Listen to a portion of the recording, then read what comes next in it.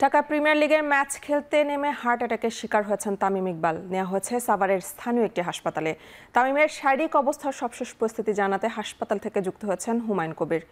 হুমায়ুন, তামিমের সবশেষ পরিস্থিতি সম্পর্কে কি জানতে পেরেছেন? ঢাকা কখন নেওয়া হতে পারে?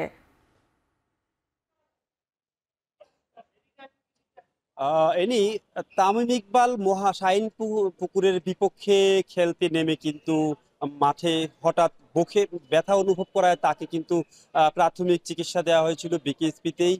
বিকেএসপিতে বিসিবির যেসব বিভাগের বিসিবির যেসব ডাক্তাররা ছিলেন তারা কিন্তু তাকে সেখানে প্রাথমিক চিকিৎসা দিয়েছেন এবং এভারকেয়ার হাসপাতালে পাঠানোর কিন্তু একটি সিদ্ধান্ত হয়েছিল, কিন্তু শারীরিক অবস্থার শারীরিক ফিটনেস আসলে হেলিকপ্টারে চড়ার মতো ফিটনেস না থাকায় কিন্তু তাকে সেখানে প্রাথমিক চিকিৎসা দিয়ে বিকেএসপির পাশেই শেখ ফজিলতুন্নেসা মেমোরিয়াল হাসপাতালে চিকিৎসার জন্য আনা হয়েছে এবং আমরা একটি অসমর্থিত সূত্রে জেনেছি তাকে রিং পরানো হয়েছে এবং তিনি কিন্তু এই হাসপাতালে আইসিইউতে রয়েছেন এবং তিনি তার অবস্থা সংকটাপন্ন কিনা সেই বিষয়ে আসলে তেমন কিছু জানা যায়নি। তবে আমরা যে জেনেছি যে তিনি এই যে শেখ ফজিলুদ্দিনেসা মেমোরিয়াল হাসপাতালের মধ্যে চিকিৎসাধীন রয়েছেন। আমরা গোলাম মর্তুজা নামে মোহামেডানের একজন কোচের সাথে কিছুক্ষণ আগে কথা বলছিলাম, তিনি আসলে তামিম ইকবালকে আইসিইউতে দেখে এসেছিলেন। তিনি যেমনটি বলছিলেন যে তিনি আসলে ভালো আছেন, তার চিকিৎসা চলছেন এবং তিনি আসলে দেশবাসীর কাছে তার সুস্থতায়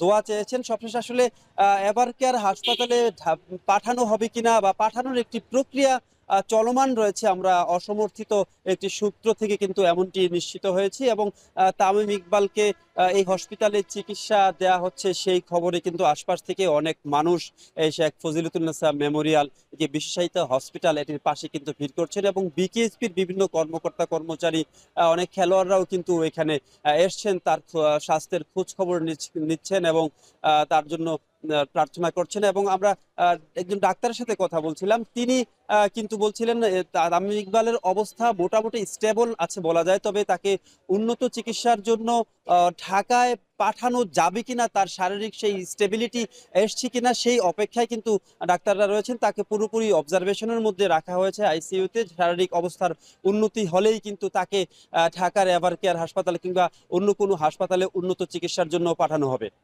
এই ছিল তামিম ইকবালের চিকিৎসার সর্বশেষ পরিস্থিতি নিয়ে ফজিলতুন্নেসা মেমোরিয়াল হাসপাতাল থেকে আমার কাছে বিস্তারিত। সাভার থেকে যুক্ত ছিলেন সহকর্মী হুমায়ুন কবির।